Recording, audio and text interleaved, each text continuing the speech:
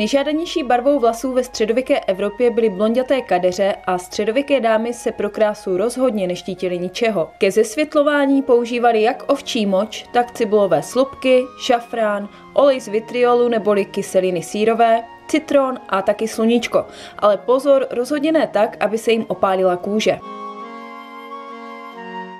Ideálem krásy bylo mít co nejsvětlejší kůži bez jakýchkoliv flíčků a vat. Na zesvětlení se používala pšeničná mouka v podobě pudru, kořen lilie bělostné, jehož enzymy pomáhají ke sjednocení a zesvětlení pleti, a nešťastné olověné pudry, které způsobily vážné zdravotní komplikace. Rty a líčka byly populární v načervenalé barvě, která značila svěžest a zdraví.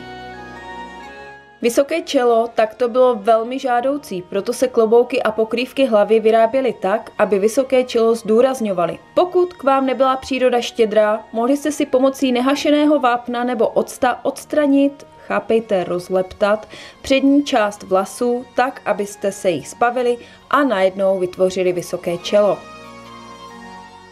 Středověký ideál ženské postavy byl hodně rozdílný od toho dnešního. Malá úzká ramena, téměř plochý hrudník, úzký pas a vypouklejší břicho. Šaty byly dokonce navržené tak, aby vypouklejší břicho vytvářely, pokud ho žena neměla od přírody. No a proč vypouklejší břicho? Značilo samozřejmě to, že se máte dobře. Můžete si dopřát jídlo, na které chudina neměla, a tím pádem máte bříško, které ten, kdo nemá co do pusy, rozhodně nikdy mít nebude.